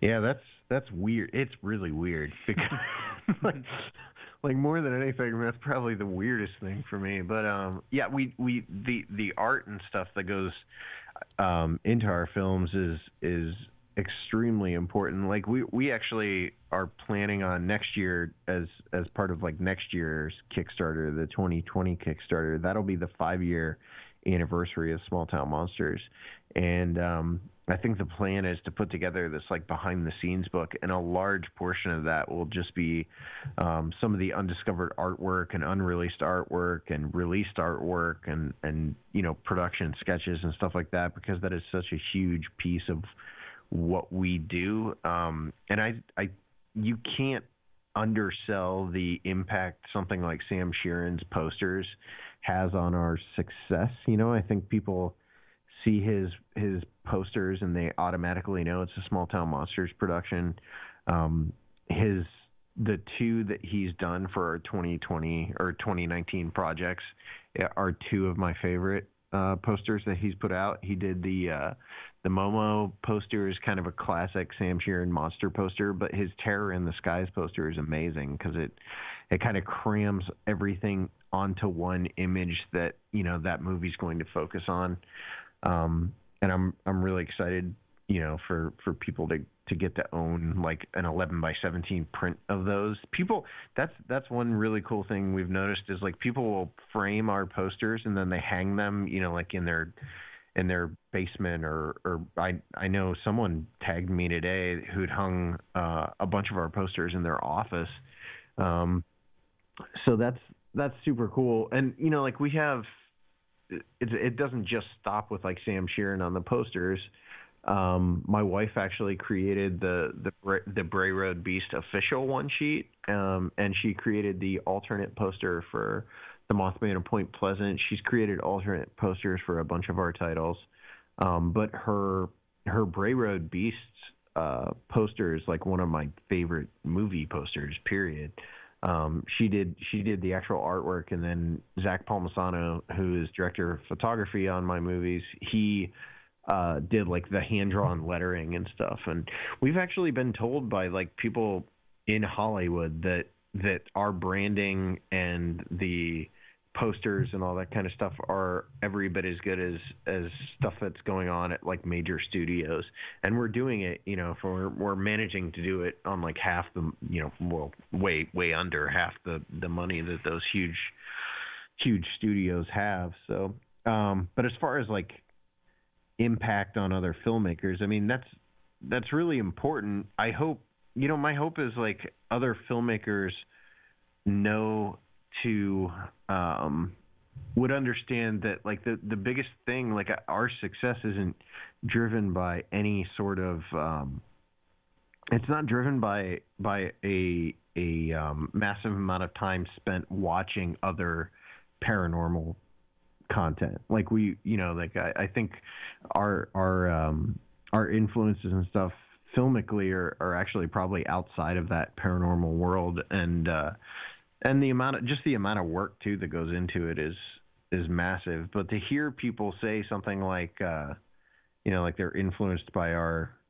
work will never fail to weird me out, just because it's just so surreal to hear that from anyone. Because I still think of us as like a group of buddies, doing something we all love to do, and that really is all it is. Like tonight we actually had our first pre-production meeting tonight for Momo, the Missouri Monster, and it is literally we're sitting in my kitchen, and it's myself and my wife and Adam and Zach and Jason, and Zach and Jason I grew up with, and we've been friends since we were kids, and Adam is a good friend, and and then there's my wife. So it's not like a boardroom is telling us what to do or anything like that. It's like it is as homegrown a crew as you can get when it comes to STM, and there's tons of different facets to it and all these different people that are contributing. But I think at the end of the day, like we all just really want to tell great stories, and we work extremely hard to figure out how to do that, with all the constraints that we're under. Well, you mentioned the poster for Momo, and I love the description that you have in the one sheet is posted up on the Facebook page, and of course smalltownmonsters.com is the main site to find everything. But you have a great line here where it says, "The documentary filmmaking of Small Town Monsters meets the drive-in horror stylings of 70s cinema." And that right there already has the goosebumps building up on my arms. Oh, like I said, we had our first pre-pro meeting tonight for it, and this is a story, and Adam can chime in here too because he's producing that one. But I've been wanting to tell the Momo story for years, like going all the way back to Minerva Monster. That particular story was one I wanted to retell. But we were aware that there were going to be some serious obstacles to telling it. Namely that there really aren't many original witnesses left. There aren't many people who want to talk about the story that live in the town, and actually approaching it like one of our typical movies was going to be extremely difficult. And we have to be really cautious about the way we talk about this too, just because like I don't want to give away stuff to as far as like how the approach is going to be. I think people are going to see trailers for this. We actually had this discussion tonight. I think when the trailers start hitting for Momo, people are probably going to be a little confused as to what the movie is, and then when they sit down to watch it, it's going to be a shock to the system, I think, in a lot of ways. But it is definitely every every bit of the STM, typical honest to goodness documentary, but mashed up with a 1970s horror movie. It's our first time to really delve into like narrative filmmaking, and I don't know. I haven't been. Every movie, obviously, we have to be excited about to make, because otherwise you wouldn't do it, because it's so much work and you got to have a love for the subject you're covering. So this, don't take this as me degrading any of the other projects we've worked on, but this is honestly the most excited I've been about jumping into a story in quite a while. Like, I'm just very excited about having the opportunity to tell the story in the way that we're going to approach it. And Adam can probably hop in on there too. No, I think that what's really interesting for me, I might have a bit of a unique perspective on this, just having been outside of STM for the first couple of years and then being able to come in here on this is, you've seen throughout the first STM films kind of the progression and the kind of the maturation of Seth as a filmmaker and as just the company as a whole. And then, like Seth said, Momo presents some unique challenges in that there are not a lot of people either still around or that are willing to talk about the events. And so in order to make this something, because the story is unbelievable. It's such a cool story. And to be able to take that and keep, what you might call like on brand with Small Town Monsters and be able to still tell this story, but tell it in a really unique way that is going to be Small Town Monsters, but it's going to be uniquely Small Town Monsters in a way that, fans of STM haven't seen before. As someone who was a fan and is a fan, to see this happening, it's something that I would have been thrilled with, several years ago before becoming involved. And then, like Seth said, mentioning, just kind of touching on the excitement piece, it's really, it's a really cool thing to be sitting around the table with everyone and just seeing the genuine excitement that this kind of thing brings. There's a palpable kind of excitement there for what's to come, and really excited to hear what people think about this. Like I said, it's going to be Small Town Monsters. You know what that means. You know that it means good storytelling and a definite documentary side to things, but it's also going to be an evolution of what's been done before, partly by necessity, but partly because this is, I think, a natural step for STM to take. So it's going to be exciting for sure. Well, Adam, why don't you give us a little bit of an overview of the Momo story, because I don't want people, listening to the show to think you're talking about the picture of the lady with the weird eyes and the pointed nose. It's not Right. the Momo challenge. This is something completely different. Why don't you give everybody kind of an overview of that story? Yeah, just to give a super broad overview. I mean, Momo is the Missouri monster, so it took place back in the early 70s in a town called Louisiana, Missouri. And, there are pieces and parts of this story that are very traditional, what you would consider a Bigfoot story. Creature in the woods and sightings and some fairly terrifying moments here and there. And, large groups of people going searching for a monster in the woods and things like that. But like we mentioned earlier, there's also some high strangeness involved. There's some, more or less disembodied voices and things like that are just going to be really interesting to see put on film and told in a unique way. But I mean, like I said, just a very high level overview. The traditional kind of Bigfoot story, but combined with just some things that maybe don't pop up as often. And the story is much bigger and deeper probably than what a lot of people realize, even if you think maybe you have an idea of what happened and kind of the scope of what happened. I think it's bigger than that, and I think we're going to be able to show that and give people kind of a really unique perspective on this story that I think is relatively well known within kind of the Bigfoot community, but probably not as known, or not as most people don't know everything that kind of took place back in the early to mid 70s with the story. So it's gonna be good for sure. So just think Bigfoot, but with a twist, I guess. I love it. And I love the fact that, with the Small Town Monster series, it's been all over the place. We're not dealing with just one corner of the world. We're not dealing just with, just your own neck of the woods. We're dealing with stories that come from everywhere. And this comes from a place with a great name. Yeah, right. Louisiana, Missouri is super confusing though. It really is. I was wildly confused about the actual state that this story was set in for quite a while, until not that long ago. But yeah, but this is. I mean, I grew up in Ohio, so I'm in the Midwest.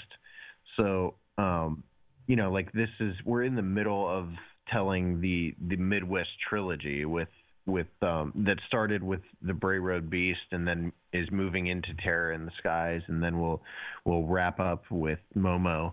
But to get to actually play within the sandbox of the Midwest is kind of cool because it's introduced me to places I was totally unaware of. So, I'd never been to Elkhorn, Wisconsin, and that was a very unique town. And then to move from Elkhorn into Alton, Illinois, and Lawndale, Illinois, and even Chicago, that was truly extremely eye-opening as far as how drastically different various parts of the state of Illinois are.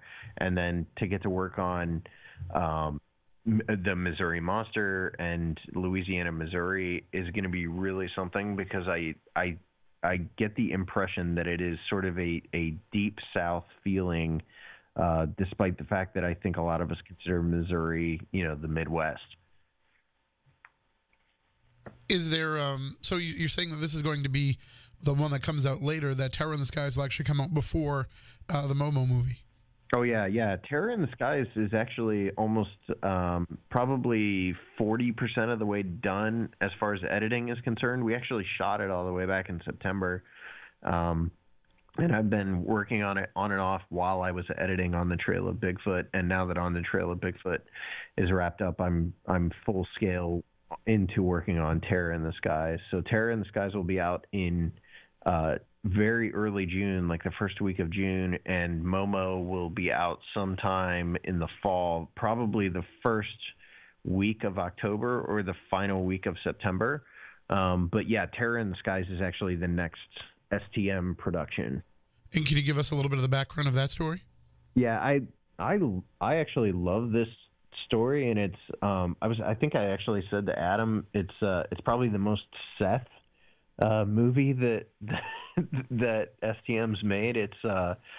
It draws on a lot of my influences, like my film influences, especially like Steven Spielberg and Alfred Hitchcock and things like that. I would have a hard time. I think of our Bray Road Beast movie as being very, very much a horror film, and this is very much not a horror film. I think it's much more of like a mystery or an adventure, with some truly like gorgeous cinematography. You'll see, actually, the trailer for this drops on Tuesday, and it'll debut on Bloody Disgusting, and then it'll move over to all the other websites on Thursday, the same day as the Kickstarter launch. But the first trailer for this is unlike any trailer we've cut before, and I think people are going to get kind of a sense of what we're doing with the film, and it's going to be really cool because it's completely different from what we did with the Bray Road Beast, and it's going to be completely different from what we do with Momo, the Missouri Monster. So you're really going to get this very bizarre change in tone from throughout the course of the Monsters of the Midwest trilogy, where you get this sort of very modern feeling horror movie with Bray Road Beast, and then this sort of adventure mystery, almost romanticized view of the Midwest with Terror in the Skies, and then wrapping up with Momo, which is a throwback to 1970s drive-in horror movies. But yeah, Terror in the Skies is a sort of an in-depth look at the winged cryptid phenomenon, particularly like focused on the state of Illinois, beginning with the Piasa bird legend in Alton, Illinois. The for the uninitiated, which I was I was actually one of the uninitiated until September. The Payaso was this legend. Outside of Alton, Illinois, there used to be a painting on a bluff overlooking the Mississippi River of this large winged creature. And the legend went that the Native Americans in the area used to be sort of haunted by this giant monstrous bird.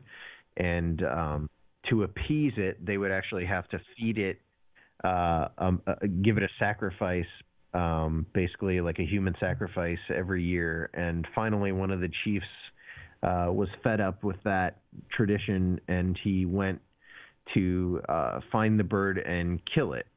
And to this day, the Payaso still is a big deal in Alton, Illinois.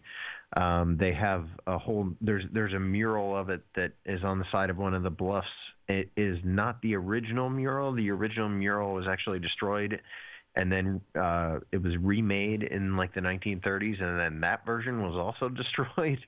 And there's a whole new mural in Alton. But the story, Alton's sort of history of winged cryptids doesn't end with the Payaso, because in the 1940s they had a sort of a what they call a flap, no pun intended, of giant thunderbird sightings that happened around Alton, Illinois during a 1 or 2 week period in April of 1948.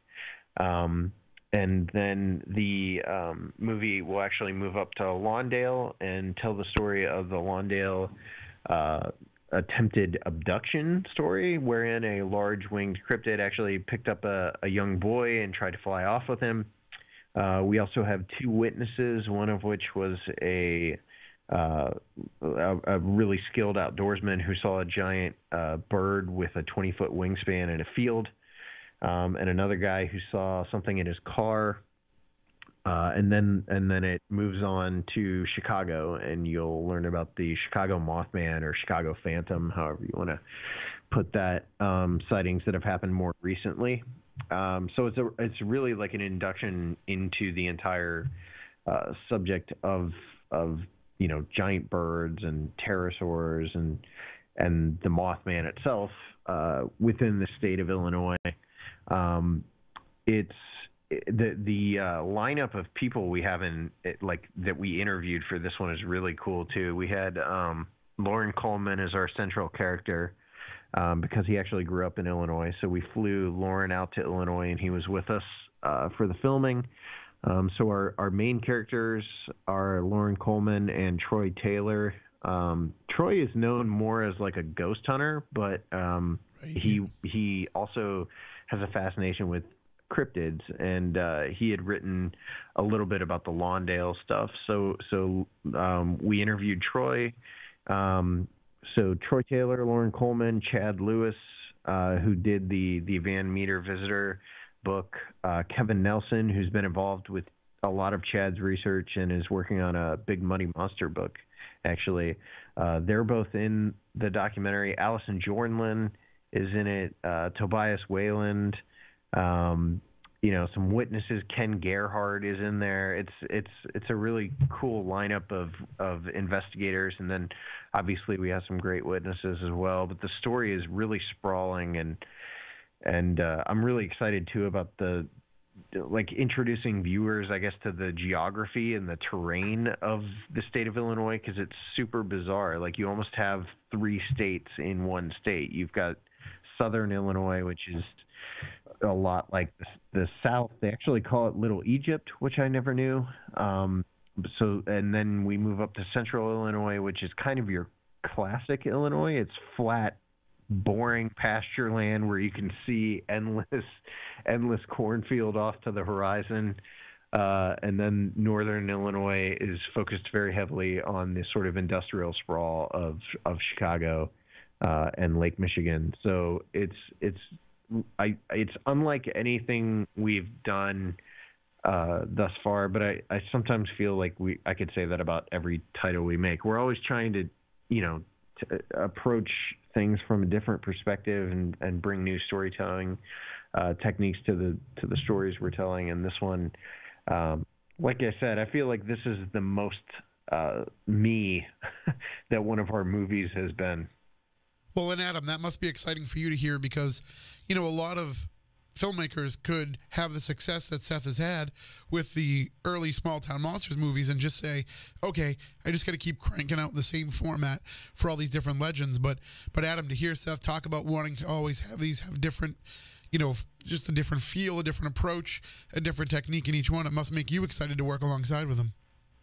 Yeah, no, it's really cool. And admittedly, like, I haven't been a huge part of Terror only because, I've kind of been focused a bit more on the Momo side of things. But what is interesting is to see Seth kind of explore kind of his creativity a little bit, I think.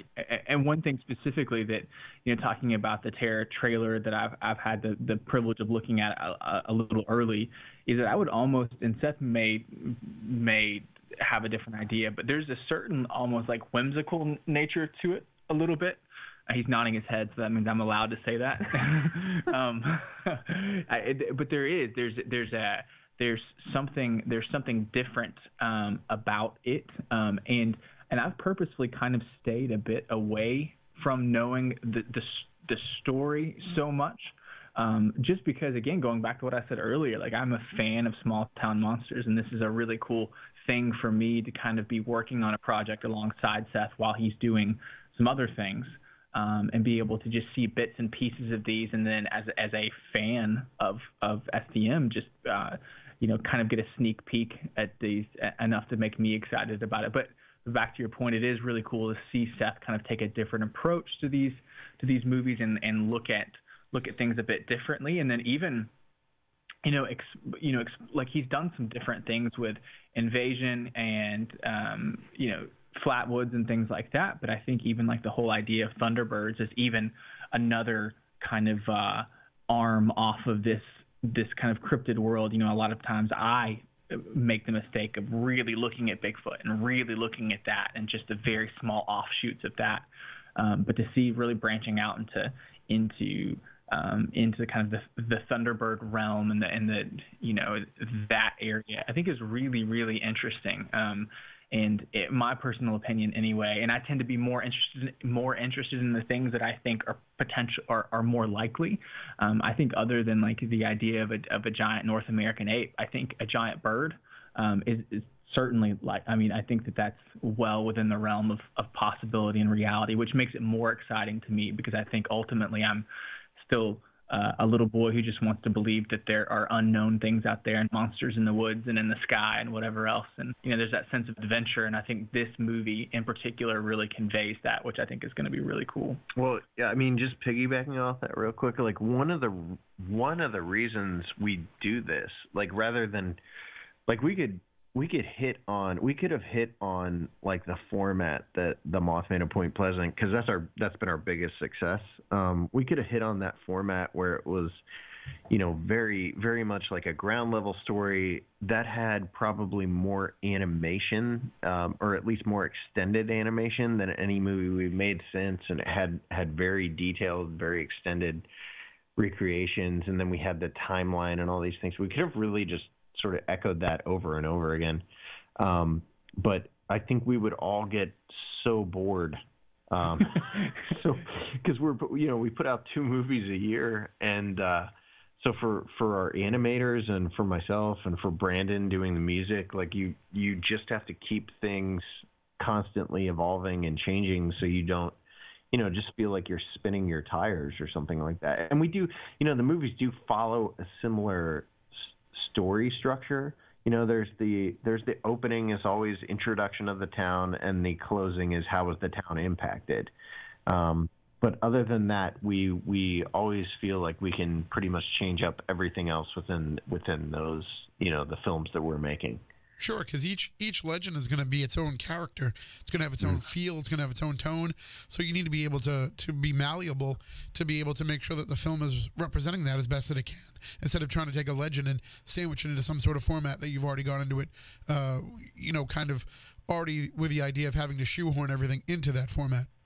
Yeah, I mean, like the Flatwoods monster film is always the one I go back to with that, because, like, like we wanted that film to feel like an old late 1940s, early 1950s sci-fi movie, and that was because of the fact that that case took place in 1952. It was clearly at a time when, America was very involved in the space race and all that kind of stuff, and we wanted it to echo, the feel of the time and the pop culture of the time, and so every film has its own personality, just like every legend has its own personality.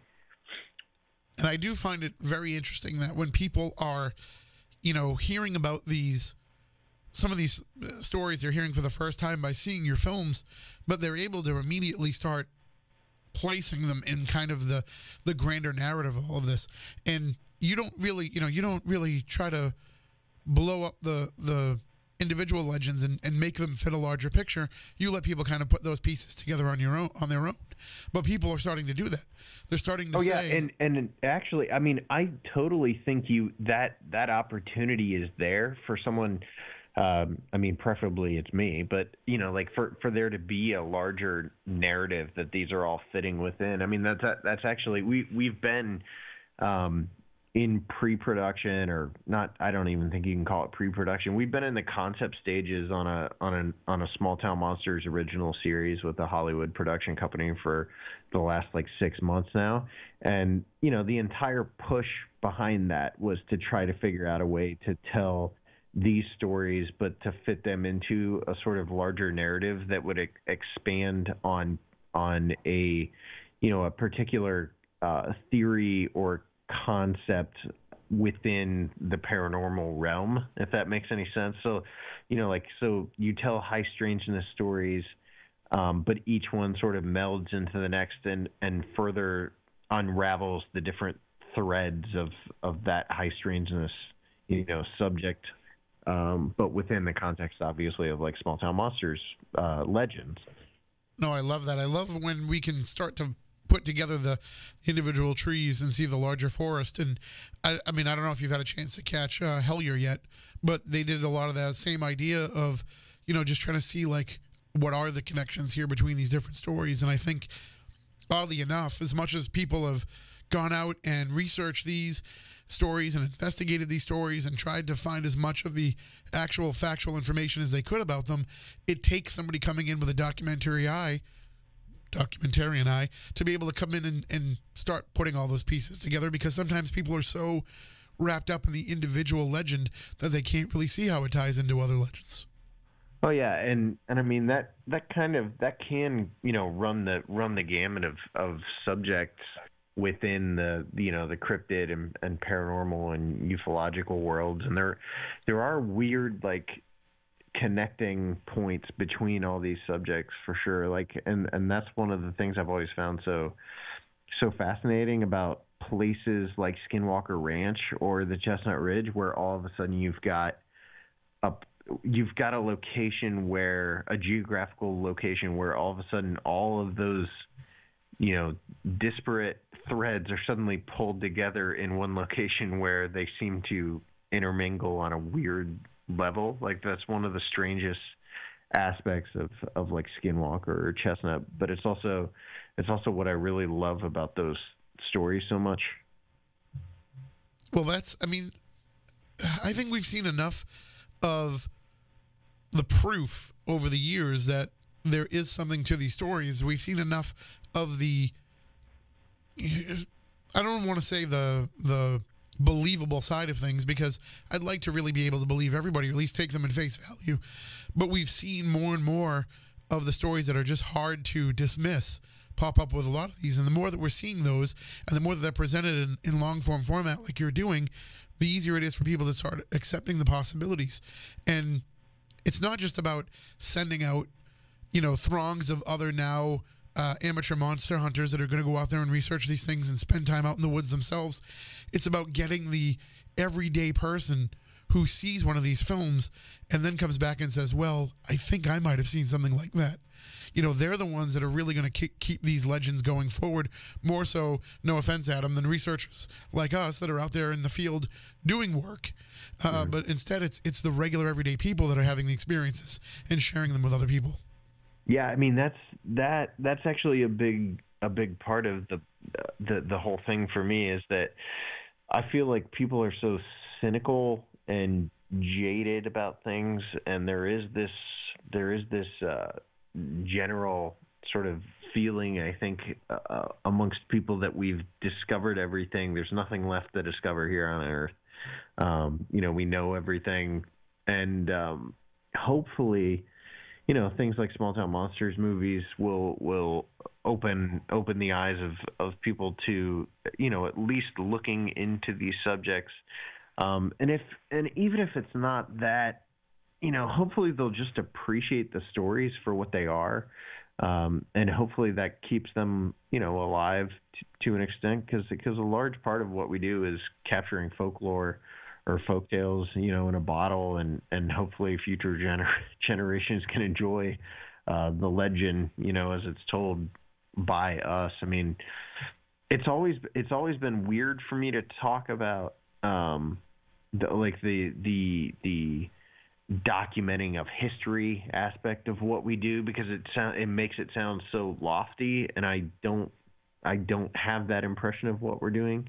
But at the end of the day, I do feel like at least there is a small part of that documenting of history that we are definitely doing on some of these stories. I mean, in the case of the Flatwoods Monster, we got the final interview that Fred May will ever give. We got the only interview that Ed May will ever give.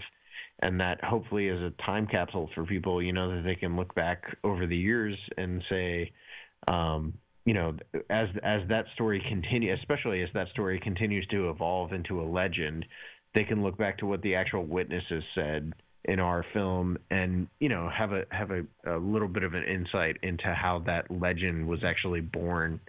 And maybe that is a weird thing about that movie too, is that movie is strangely meta. But yeah, there's a little bit of that time capsule element to what we're doing. Hopefully people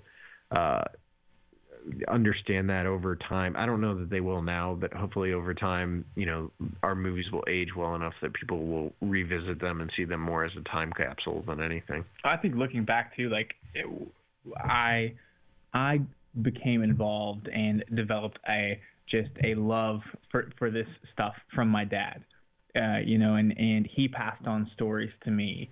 And I'm sure that that's happened a million times over across the country, across the world. And I don't think you can undersell kind of the importance of what that part of Small Town Monsters is. It is preserving stories. Because, I mean, what a shame it would be to have all of this and to have all of these great stories, whether or not you take them as fact, whether or not you even entertain the idea that there's a possibility out there. It's adventure, and it's fun, and it keeps you thinking, and it's exciting. And for those to just die off, with the people who experienced them, would be such a shame. And I think that it is a big part, and I think it's a very kind of I think it's an important part of what Small Town Monsters is doing, and what Seth has started, and what he's doing is preserving these stories so there can be generations after generations after generations to enjoy them, and to get the same joy I think that a lot of us have gotten out of them, growing up, and obviously still get out of them to this day. We talk about filmmaking as an art, and as much as it is an art, it's also, now our modern day campfires that we're all sitting around and sharing stories. Instead of sitting around an actual fire, we're sitting around a 50-inch flat screen. So it's really it's the same idea. It's sharing these stories and legends and keeping them in the conversation.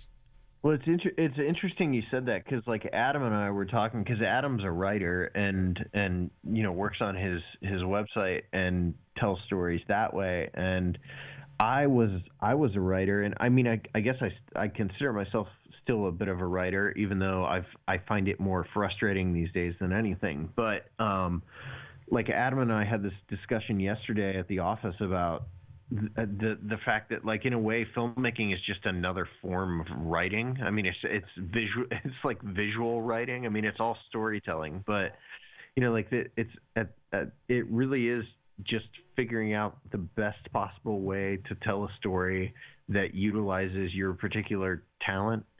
And I don't believe I have any great deal of talent. I've always said I believe I have some sort of weird, like, there's something wrong in my head that I'm too dumb to quit.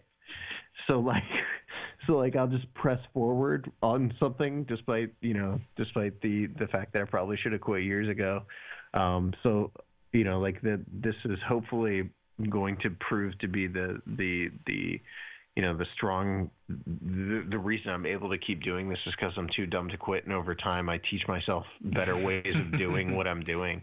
But I mean, it's all storytelling, and I utilize a lot of the stuff that I learned while I was writing for newspapers. I utilize a lot of those storytelling techniques in filmmaking, and especially boiling a story down to its core elements.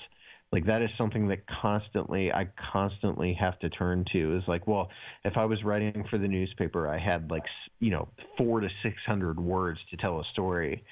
And, what is the best way to do that? What are the absolute key elements of that story that should go in there, to make sure that it's told to the best of my abilities. And that constantly comes up in our films, is like, how do I boil this down to the essentials? Well, you might be humble about it, but I will say I knew from the Minerva Monster movie that we had somebody special here. And so thank you for, fighting through those feelings of doubt and keep going, because you've been turning out some great quality stuff, which everybody in the chat room has been saying they're all going to go check out as soon as this episode is over, which will just be in a few minutes. But before we go, we want to let everybody know when the Kickstarter is starting, because it's actually kicking off this week. Yeah, it kicks off on Thursday night at 7 p.m. Eastern time. We'll hit the launch button. And then we do like a Facebook Live Kickstarter launch party. So if you're a backer, or even if you're not, and you just want to talk to us live, like, pretty much the whole crew comes over, and we sit down in front of the computer, and we do this 2 or 3 hour long Facebook Live Q&A. The Kickstarter itself launches at 7 p.m. Eastern time on Thursday the 7th, and then it runs through March 9th. So, and like I said, we have tons of cool stuff that's in this year's Kickstarter. There's posters and DVDs. There's one of my favorite things is a retro lobby card set. So it's like an old 1970s film lobby card, like you would find in an actual movie theater in the 70s. We're doing a Momo lobby card set, so it'll be like a still frame from the movie and a really cool border around it. And we're going to do a whole set of those as one of the rewards. There's a Momo T-shirt. There's a Small Town Monsters hat. There's a statue of Momo designed by Gene St. Jean. There's a Mothman sticker. There's all kinds of stuff. I think that it's by far my favorite Kickstarter we've put together. And so that'll be on Thursday at 7 o'clock, and people can check that out by going to smalltownmonsters.com. Yeah, I mean, the best place to see the link as soon as it goes live is just going to be through our social media. But my wife will pop it up on the website too as soon as it goes live. So yeah, pretty much anywhere that we are on the web, you'll probably see us posting links as soon as it goes live. And why don't we, in the final few moments that we have, let everybody know all the places where they can find each one of you.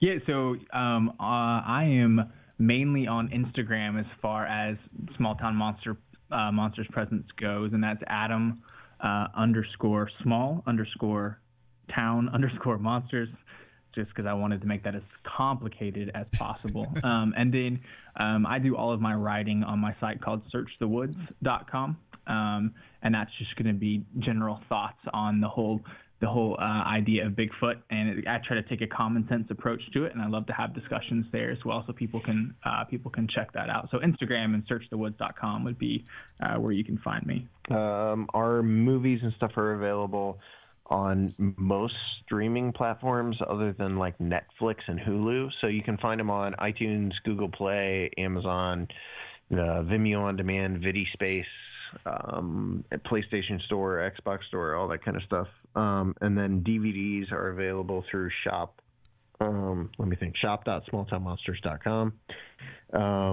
And you can read and learn more about us on smalltownmonsters.com or find and follow us on Facebook, Instagram, and Twitter. And we actually do a Small Town Monsters podcast that is called Monsteropolis, and that's out there somewhere. That's floating in the ether somewhere. Well, great stuff, guys. Thank you so much for joining us and for keeping us up to date with everything going on Small Town Monsters. And maybe we'll revisit everything, too, when the release dates get closer. It's been a while since we've had Lauren Coleman on, so maybe it's time we get him come back on. And it sounds like it'll be right in the mix of Red Sox season when the film drops. So, I'm sure he'd love to come on and talk some baseball, too. Yeah, man. Hey, get feeling better. Oh, I feel great. Trust me, I sound way better than I actually feel. Thanks, guys, for putting up with my voice all night. Thanks for talking to us, man. All right, take care. Have a great night. That is Seth Breedlove and Adam Duggan from Small Town Monsters. And again, Thursday night, 7 o'clock, get involved with the Kickstarter. Really, I've been looking at some of the stuff that they have listed on the Facebook page for the Kickstarter, and those lobby cards look amazing. Anybody that's a fan of the Small Town Monsters brand, that their logo is really cool. So if you can get a hat with that on it, it's definitely worth the investment into the Kickstarter. And really, you want to be a part of this because you want to keep these stories out there. You want to keep them being told. And that's what we do here. We try to keep these stories, keep these subjects in the limelight, try to keep them in the conversation. When people are talking about paranormal topics, we want to make sure that we keep stories just as much from a historical value as we do some of the new reports that are out there as well. Next week, we're going to talk about some of those with UFO sightings. We'll talk about some older sightings. We'll talk about some newer things and what it all means with Dr. Irina Scott. We'll also be joined briefly next week by Jamie and Val from the X-Filers Unite Conference. We'll find out more about that. Then coming up later on in the month, we'll be talking Hawaiian legends and lore, some of the mysterious stories from the islands of Hawaii. And then we'll be talking with Kimberly Dawn later on in the month about her work, not only as a medium, but also how she tries to help spirits move on and how she can come and help remove spirits from your home. And those of you who listen to the show know I have some thoughts on that. So I'm sure we'll get into some of that as well coming up with her. And then just later on in the spring, we've got so many great shows coming up. We're going to be talking about the Pascagoula UFO abduction. We're going to be talking about the Anunnaki. We're going to be talking about some real-life demonic cases. So we're trying to keep things as weird as we can here in the 13th year of Spooky South Coast. We don't rest on our laurels, just like Seth Breedlove doesn't. We always try to find a way to kind of reinvent things. We're going to keep doing that throughout the course of 2019. Hopefully you'll come along with us each week for the ride. Spooky Crew at SpookySouthCoast.com is the way to find us. Until next week, for Matt, for Stephanie, I'm Tim. Stay spooktacular.